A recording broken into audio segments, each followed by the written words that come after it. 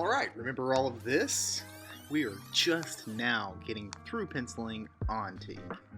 Alright, so what is inking and why do we do it? Inking is going over your pencil lines with a pen or brush and ink. Comic art is inked because printers print in solid colors. Not all pencil artists ink their own work, but why should you? Double the responsibility, double the ink. Let's take what we've learned, create a cover, and ink it. When I create a cover, it's smart to create thumbnails, so I'm going to draw small rectangles relative to the size of comic book paper. Now I'm going to draw my ideas out for my cover in these rectangles. I've come up with 3 ideas, one with the Flash ready to start running, one with him already running, and one with him standing beside his arch-villain Zoom's head. I'm going to go with the middle one though. We've got our idea. So I'm going to start drawing the cover.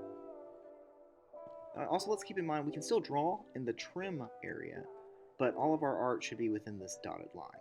I'm going to start with a horizon line and a vanishing point, and construction lines to help us create the basic shapes of the image. I'm going to use my construction lines to start drawing the architecture of the background. I'm going to do a city street.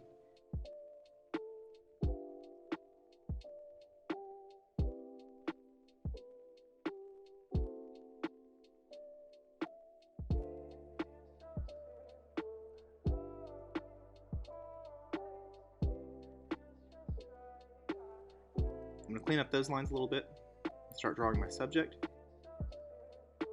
I'll start with the circle and our orientation line. Draw the other basic shapes in my image.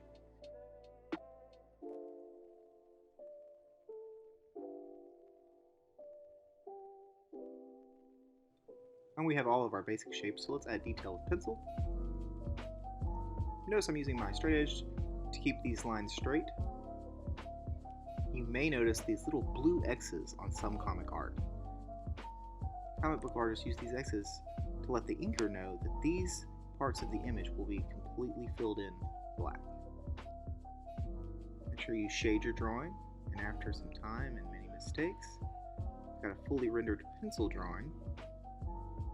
To begin inking, we're going to cover all the important lines with a thin line using a 005 pen or a 01 tip pen. Let's go over these lines and notice I am still using my straight edge.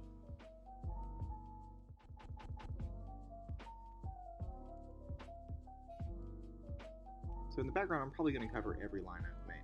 When I get to the figures though, I'm going to start only inking in the bottoms of objects or where I know there'll be a lot of ink. That's because we're going to start applying something called line weight. To create line weight, you'll make portions of your lines thicker and taper in to thinner parts. Artists use line weight to make their line art look more interesting, to show depth, form, and weight in individual objects. You can also create the impression of light and shadow with line weight. Let's do an example on my muscly arm.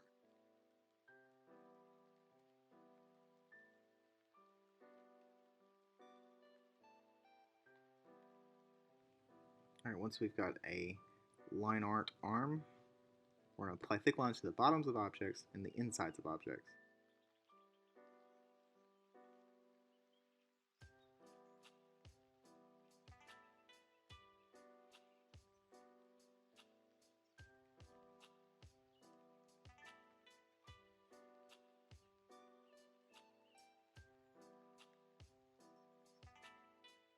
There's our arm. So let's apply that to our drawing.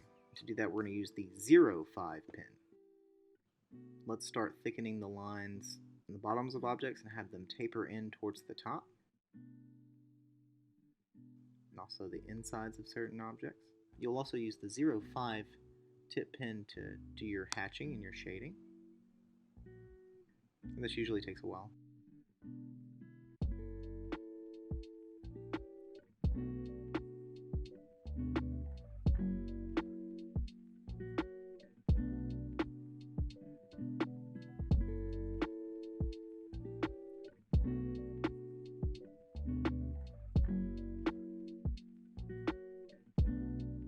Don't forget to apply line weight and hatching to your background. If you make a mistake, you're not out of luck. Even the professionals use whiteout to correct their mistakes.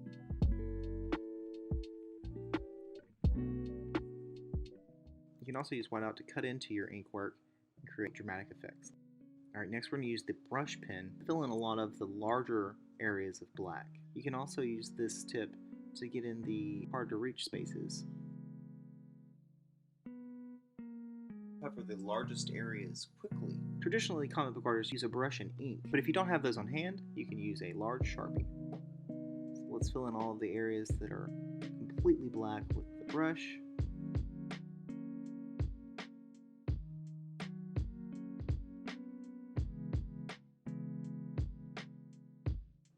And after that, I'm going to clean up any mistakes I've made.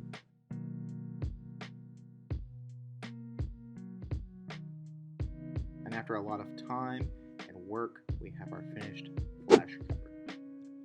So let's talk about the inside. What are panels? Panels are what comic book artists use to tell the passage of time. This is where all the action happens in the comic. So how many panels should you have and what should they look like? Well, traditionally, they use 9 rectangles arranged in this fashion. And you should be able to read them in a Z-like formation. But you're not restricted to 9. You can do less or more. Readers like to see full figures in their drawing. This page by Rob Liefeld only has 2 panels and several full figures. And this work of art is actually 2 pages, 1 big panel, and 2 very small ones off to the side. And what should they look like? Well, like I said, they're rectangles, but some artists have found a way to be very creative with it. Take these 2 pages by Todd McFarlane. In this Spider-Man page, the panels are made of his web, and in this page from Spawn, the panels are inside of his chains. But you don't have to border your art creatively to make it interesting. Take these 2 pages from Steve Ditko. Notice as Spider-Man lifts the rubble higher, he gains more confidence, and the panels reflect that by growing larger. These 2 pages are so influential. Almost every form of Spider-Man media since then has replicated.